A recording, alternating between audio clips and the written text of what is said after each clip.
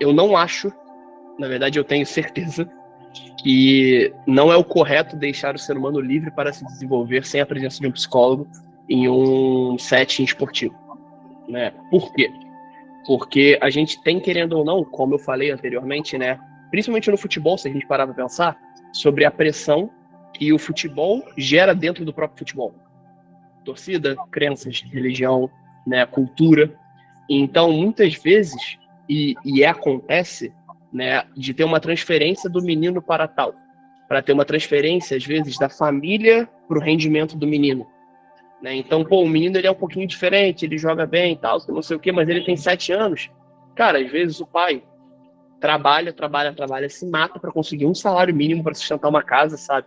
E vendo aquele menino a possibilidade de ser o bilhete de ouro, né? E coloca pressão em cima daquele menino. Ou às vezes, né, famílias super bem estruturadas, que têm muito dinheiro, que o pai queria ter sido jogador de futebol, não vira e coloca essa pressão em cima do moleque, né? Então a gente tem desde sempre essa presença. Óbvio que em escalas diferentes, né? Eu não vou trabalhar, por exemplo, um tempo de reação motor e neural, né, com eye tracker, num menino de 7 anos, de 8 anos, sabe? Mas eu vou trabalhar um futebol um pouco mais lúdico, né? O entendimento da atividade esportiva como um benefício para a saúde dele. Eu já atendi. O atleta mais novo que eu atendi, ele tinha 9 anos, né? E ele era um atleta que ele tinha uma questão de ansiedade muito grande quando ele não fazia gol, sabe? E, gente, é um menino de 9 anos. Ele tem que jogar futebol para se divertir. Ele não tem que ficar triste, chateado porque ele não tá fazendo gol. E não é não ficar triste, chateado. Era ter crises, sabe? Triste e chateado a gente fica, é normal, é inerente do ser humano. A gente tem emoções e a gente tem que viver essas emoções. A questão é que, de fato, ele passava mal, sabe? E aí o trabalho foi entender de onde vinha essa pressão, fazer uma psicoeducação com ele, ensinando como que as emoções dele funcionam e se desenvolvem, fazer um trabalho muito importante com a família também, porque muitas vezes a família se torna um agente muito responsável e ativo nessa situação. Então, eu acho importante a gente ter desde o começo, né? A grande questão é qual começo? Né? Isso é uma pergunta muito complicada, porque a gente tem, nas categorias mais baixas, o futebol adaptado, né? A gente trabalha com futsal, futsal, mas hoje, por exemplo, né, o Vasco, a gente tem psicóloga no Sub-11. Né? Eu tenho uma amiga que trabalha com futsal Sub-11 do Vasco, e o trabalho dela é com as crianças. É um trabalho de educação competitiva, é um trabalho sobre responsabilidade social, é um trabalho sobre educação emocional, né? Ensinando para as crianças bem divertidamente, sabe? Filme maravilhoso, sabe? Que a gente usa para sempre e para tudo.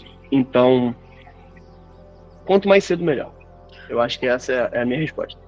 Você vê muito, ou pegou muito, assim, caso de atleta onde... É porque muitas vezes, vou dar uma contextualizada aqui para você entender bem. O atleta, ele é inserido nesse meio do futebol, obrigado, né, pelos pais e tal, com uma deles terem um objetivo de uma ascensão social, pode ser financeira também. E às vezes ele foi inserido ali naquele meio sem querer estar lá, né? Tem muito caso desse na base, assim, você vê, ou quando você pegou já atleta, o atleta já está inserido ali naquele meio, não tem mais volta e isso nem entra em discussão. Eu não acho que não tenha mais volta, tá? Mas eu tenho alguns atletas que eles entraram pelo sonho, viram que o sonho é muito difícil de se alcançar e hoje pensam em outras possibilidades, sabe? Tem um estudo, admito que o ano dele me falha, mas ele é de 2020 alguma coisa, né? Em que ele aponta que a média de atletas que estão na base do futebol brasileiro e vão de fato vingar, só que não é vingar jogar no futebol profissional, porque você pode pegar um futebol profissional de Maringá, sabe? Você pode pegar um ABC Mineiro. Jogar uma Série A estourando uma Série B ali, tipo isso? Cara, a gente vai ter ali 1% dos jogadores de toda a base. E a gente tá falando de 1%, sabe? 1%, hoje eu tenho 50 atletas no sub-20 e no sub-23, né? 50% seria 0,5 atleta. Então, meio atleta que eu trabalho hoje vai estourar, né? E eu tenho meninos que passaram por seleção brasileira, eu tenho meninos que são convocados para a seleção brasileira, e pode ser que eles só não estourem, sabe? Então, o meu trabalho vai muito nessa educação do outro caminho, da outra opção. O Botafogo hoje, o jogador da base do Botafogo, ele só joga se ele estiver fazendo escola. Se ele estiver numa escola indicada pelo clube, né, a possibilidade de um curso de inglês, né? Então, a gente tem essa preocupação muito grande. Hoje, né, em 1 ano e pouco, eu ainda não passei por uma situação de um menino que queria desistir e abrir mão, né? Mas eu tenho certeza que vai aparecer e eu tenho certeza que outros colegas de profissão já pegaram essa situação. E essa questão de não estourar, né, que você falou que 1% só acaba estourando, você acha que isso é mais por causa da questão psicológica, ou uma questão social, assim, ou você acha que o campo e bola que é a principal causa disso mesmo? Ou você acha que são fatores externos, como... A grande questão é que, querendo ou não, 11 jogam, né? 11 Sim. jogam, a gente vai ter ali mais 10 no banco, então a gente vai ter 21. Vamos colocar uma média de 25 jogadores, né, no time profissional. Cara, 25, 30, né? Vamos rodar por essa média aí. Só no Botafogo Sub-20 a gente tem 50, sabe? No Flamengo a gente vai ter mais 40, 50. No Vasco uma outra penca dessa. No Serrano, no Olaria, no Bangu, sabe? Então, a gente vê sempre aquilo que chega, mas a gente não vê que, por exemplo, né, o campeão do Prêmio Puskás, não vou lembrar o nome do menino. Wendel Lira? Isso, o Wendel. Cara, virou gamer, né? Sabe, tipo, cara, e aí? Tá ligado? A gente tem essa fuga de talentos algumas vezes. Júnior Santos, estrela do Botafogo, ele não trabalha só com futebol, ele é empreendedor também, né? Uma coisa ajuda a outra, porque ele joga futebol, ele tem dinheiro, ele acaba trabalhando com empreendedorismo, né?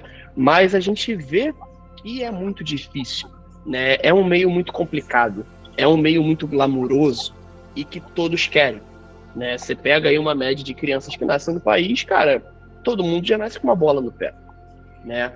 A questão é que você às vezes não chega. E não acho que seja só por fatores psicológicos, né? Óbvio que os fatores psicológicos estão inclusos nisso, né? Mas muito por fatores técnicos. A gente, cara, dificilmente hoje a gente vai ver um Romário, sabe? Um cara de 1,60 m, pô, facilmente um dos maiores artilheiros que a gente teve no futebol brasileiro, sabe? Tipo, estrela unânime no Vasco, em qualquer outro clube que ele passou, Flamengo, América. Então, a gente tem, sabe? Tipo, vai ser difícil a gente ver. Principalmente porque o mercado hoje pede um perfil de jogador específico. Mas você não vê o Romário, você diz por causa do extracampo ou por causa das características dele de jogo? Que você tá... Característica física, né? Ele é baixo, ele é fraco, né? Você não vê hoje um goleiro com a minha altura, você não vê um goleiro de 1,80 m. Né? Você vê goleiros de 1,90 m. Cara, o PR tem 1,95 m. O goleiro do Vasco, que eu critico, eu acho ele baixo, e eu vi a altura dele. Tem o Léo Jardim, o Léo Jardim não é tão alto, sabe? Essa é a questão. O mercado, ele aproveita, o futebol, ele aproveita aqueles que têm a característica física mais desenvolvida, né? Fazendo uma comparação um pouco histórica, né? A gente tem lá os guerreiros de Esparta, que a criança nascia torta, com o braço quebrado, com o braço torto, com a perna para dentro, e ela é jogada no fosso, sabe? Ela não vai servir para ser guerreira, ele não vai servir para ajudar a sociedade. Joga fora, sabe? E é isso que o mercado faz. E por isso que a psicologia é muito importante, para a gente poder trazer um pouco de saúde mental e bem-estar nesse alto rendimento que é extremamente nocivo, sabe? Eu trabalhar, cara, um atleta que, pô, o contrato dele acaba no final do ano, ele não vai ser reaproveitado, ele precisa de emprego porque a mãe dele faz tô inventando um caso, tá? A mãe dele faz um tratamento para câncer, que o medicamento é caro pra cacete, ele não tem plano de saúde, que não sei o que, banana, e se ele não der certo no futebol, ele não vai dar certo em nada. Eu tive um atleta no ano passado que ele chegou pra mim e falou, ele me chamou de careca, né? Careca, se eu não der certo no futebol, eu não vou dar certo em nada, eu vou ter que virar bandido. Aí eu, cara, Caramba, como assim? deve ser Aí ele, foda. como assim? Como assim? Ele, cara, eu sou burro. Eu não sei fazer nada que não seja jogar bola. Eu vou ter que roubar.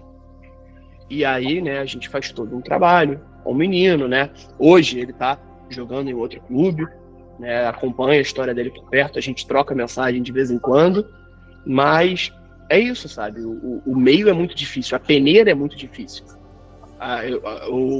Eu já ouvi de um membro da comissão técnica que foi jogador, que ele falou, cara, eu parei de jogar no sub-20. Chegar no sub-20, palavras dele, tá? Eu nunca joguei futebol na vida, eu sou péssimo. Ele falou, cara, chegar no sub-20 é fácil, sabe? Passar pelas categorias de base e chegar no sub-20 é muito fácil. Do 20 você ir pro profissional que é difícil. E depois que você chegar no profissional, se sustentar no profissional é mais difícil, sabe?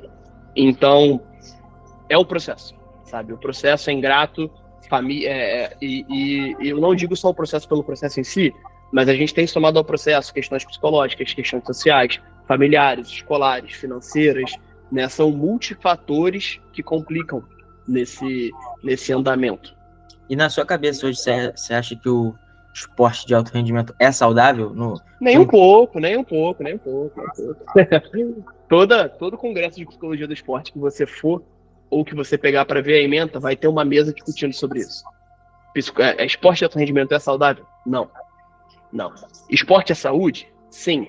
Esporte é saudável? Pra nós, né, Sim. que não somos... Pra gente, cara. Eu sou atleta, né? Eu sou cheerleader, né? No caso. Cara, pra mim o esporte é saudável, sabe? Porque eu treino 3, 4 vezes na semana, treinos de 1 hora, eu não dependo disso para ganhar o meu pão, para sustentar minha casa, eu não tenho um técnico que vai ficar em cima de mim para sempre ser perfeito, sempre ser melhor, sempre ser certo, tal, que não sei o que, Brana. Cara, para esses meninos é uma pressão constante, sabe? E aí que entra a presença da psicologia, em tentar trazer um pouco de saúde para um ambiente que ele é completamente contra a saúde. Já não é saudável no âmbito da saúde mental que você diz, ou, tipo, englobando Dos tudo. dois, dos dois, dos dois, dos dois. Você leva o seu corpo ao extremo, sabe? Sim, sim. E eu não tô falando só futebol. Você pega o fisiculturismo, cara.